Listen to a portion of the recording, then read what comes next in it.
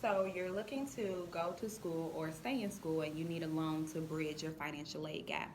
It's a common story for a lot of people in school, and it's really something that we can get a head start on so that you don't find yourself in mounds of debt later on trying to pay back that loan for school. So here's what you want to do. You're going to start off in the game by going to fafsa.ed.gov. That's fafsa.ed.gov. When you go to the free application for federal student aid, it's going to ask you all of this information about your background, about your parents, about where you live, about your taxes, and it'll give you an expected family contribution. And that is how much money the federal government expects for you to pay or your family to come up with outside of any help that they'll give you. Once you have an expected family contribution, it'll also give you a baseline of how much loans you can expect to get from the federal government. So let's say I need $100,000 for school, and let's say my expected family contribution is $20,000. That means that the federal government can put a package together for about $80,000 for me, but that $20,000 that my family is expected to contribute, I'll have to come up with on my own. All right. So that's option number one with your federal aid. Now with federal student aid, it's gonna be money that's sent directly to your school. So you'll never see it. They'll never send a check to your house, but it will automatically be applied to your student account, and it'll pay those bills for you. Another thing that you're going to want to look into is private loans, because you may not get enough from the federal government. You're still left with a surplus that you need to pay, and you've kind of probably wiped out all your free money sources, such as your scholarships, your grants, your gifts, your donations, your savings. Like you put all that money to the side. Now you need to bridge the gap. You have a private loan, and a private loan is going to be between you and your university, or it could be between you and a financial institution such as a bank or a lender or a payday loan. Any type of contract between you and a lender, that's going to be your private loan, and you're going to be responsible for paying that back. Now, there's another option for a lot of students, and it's called a Parent Plus loan. And with the Parent Plus loan, your parents take out a loan and they're approved for it, and the cash gets credited to your account. They don't see the money either; it goes straight to your account. Now, there are a couple of things to think about when we're going to apply for these loans or when we're receiving this aid. One of the things to look at is the interest rate. Is the interest rate fixed or is it variable? The higher the interest rate, the more that loan is going to cost you. And some loans give you a small interest rate in the beginning, and then over time, they increase the amount of the interest rate, or they increase the cost of that loan for you. That's a variable interest rate. With a fixed interest rate, you'll have the same percentage every single year that's due in interest. Now, when it comes to that, that's one of the fees associated with the loans is interest. Another fee associated with them is an application fee. So it costs to actually apply for a loan. It's not free. Another thing you want to look at is an origination fee, which they're going to charge you to disperse that money to your account.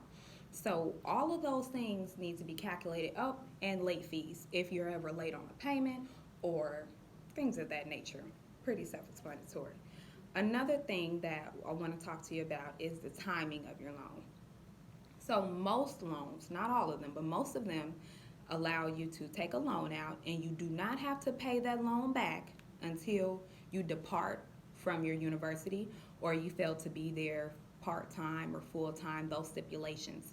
Look at the timing stipulations.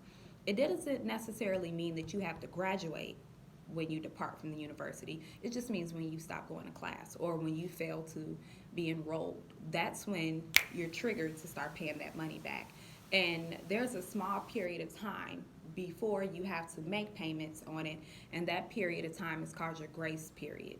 And what happens during a grace period is you're going to get a loan, and they're going to say, okay, Bria, you graduate in December of 2017, and you have until May of 2018 to do whatever you want to do with your cash. But come June of 2018, you're going to have to begin repayment. It's on your credit, and you're required to start paying it back. That's your contract that you signed to get that loan. That's standard with mostly all federal loans, private loans, and Parent Plus loans. They're going to want to see that cash come back generally about 6 months after you depart from the university. Now, one of the things that I really think you should take advantage of is the fact that you can repay your loans back at any given time. You can pay on them early while you're still in school, and you can pay on them while you're in that grace period. You can make payments. Anything you can do to decrease the amount of interest that you're paying into your loan, you want to do that because it's so important. Last 2 points I'm going to make is the difference between a subsidized and an unsubsidized loan. So while you're in repayment or in your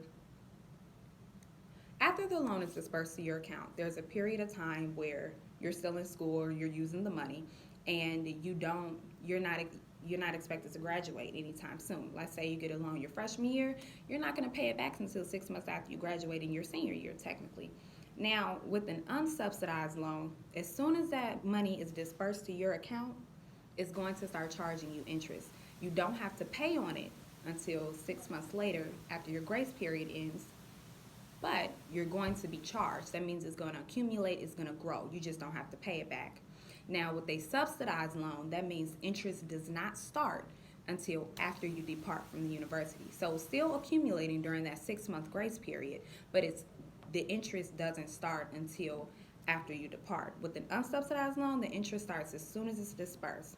So what does that mean? That means that unsubsidized loans cost more than subsidized loans because of their interest and how much when their interest starts and how much the interest is going to cost you as it accumulates.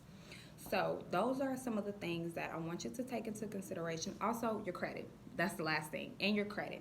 Your credit is going to affect your ability to get a loan and the interest rate that you're receiving.